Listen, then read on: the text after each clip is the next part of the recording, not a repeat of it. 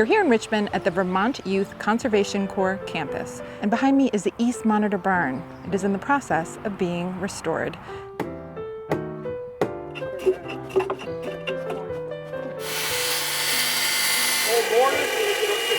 And now we get to do with the Timber Framers Guild too, which are some of my favorite people on earth. We put on a lot of events like this. This is a volunteer workshop. You're driving, the 89 Route 2 corridor, you see the two barns. The West Barn is our headquarters now. Having restored the West Barn about 20 years ago, we're really excited to be restoring the East Barn.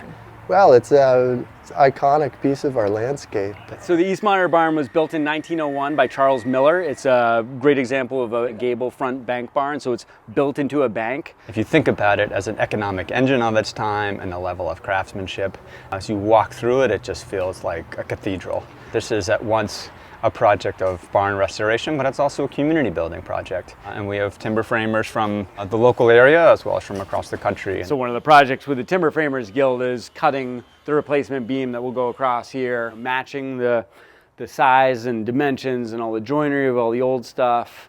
So the barn weighs about 500,000 pounds, 250 tons, 168,000 pounds of steel I-beams, 4,000 pieces of cribbing, all holding it up in the air.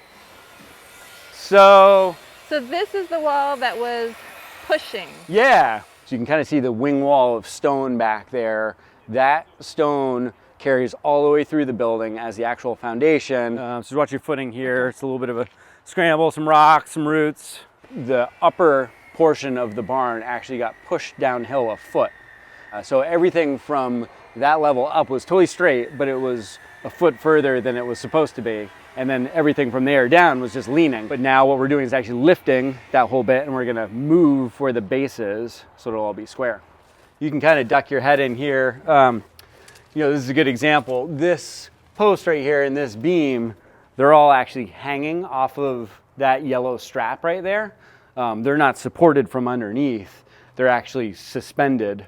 So everything that you're looking at, from that level down is hanging off of that.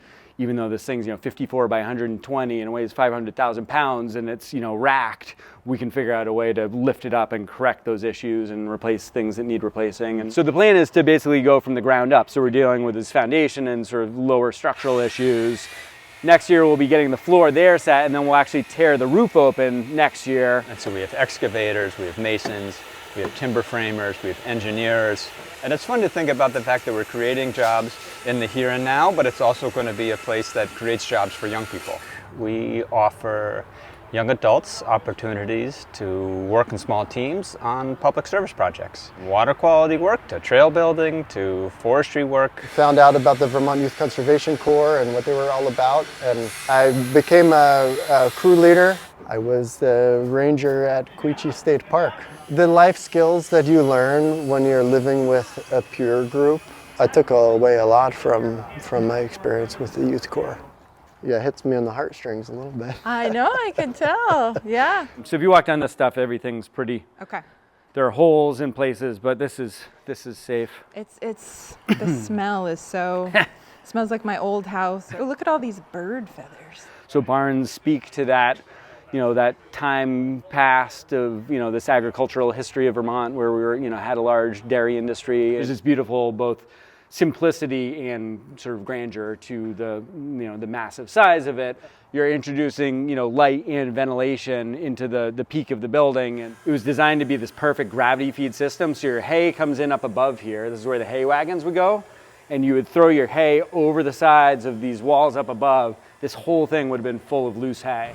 And then these chutes that come down, you'd throw your hay, depending on what level the hay is at, you'd throw your hay down the chute, down to the cows below. And then there are trenches behind the cows. There are 4 rows of cows, and there are gutters behind the cows. Throw the manure in the gutter down to sleds down in the basement. In the springtime, you drag your manure out to the fields and spread your manure out in the fields. So the whole thing's this gravity feed system. 5 or 10 years later, all of a sudden you've got combustion engines, electricity. There's a Dairy Production Act that said that any dairy cows had to be on a concrete floor, but they're actually on a wooden floor here.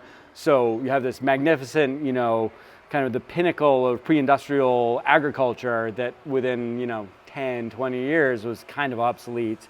It was a pretty quick, degradation from there. You get the interstate, in the 50s, bisected this amazing agricultural soil, cut the two fields in half. Obviously, dairy farming went out in the 80s, and this place struggled for the next, 3 decades. For the most part, it's really nice quality timber. There's these tie beams here. There's one joint in the middle. They're actually cutting new pieces of wood that will replicate that same joint. So the brown wood is the old wood? Yes, up above. Yep.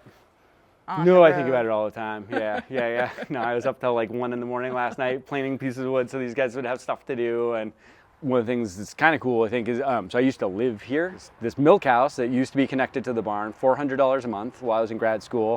What the heck's a monitor barn? He's describing this thing to me, this gable roof, and then the walls go up, and then there's another gable. I said, well, I think I live there. And I think it was February, I started cutting the repair pieces for that barn right here. So it was a pretty easy kind of evolution of living at this super cool barn to being really intrigued by old barns and wanting to do whatever I could to kind of continue working on them. And then obviously always had my eye on this thing. Yeah, I want to restore as many barns in the state as I can. And so if I'm here for 2 years working on my favorite barn in the state, that's pretty awesome too. By creating more space in this historic barn, we're able to create housing in other parts of our campus. In any given year, we'll have close to 200 core members who come into the organization and complete 90,000 hours of public service work. And this barn will increase our capacity to do that. I can't wait to come back here and see this restored barn being put to good use.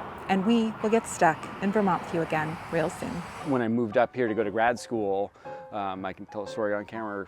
I'm filming. All right. We filmed this video on July 8th, and a few days later, Vermont was hit with catastrophic flooding. The Vermont Youth Conservation Corps campus had minimal damage, and restoration continues.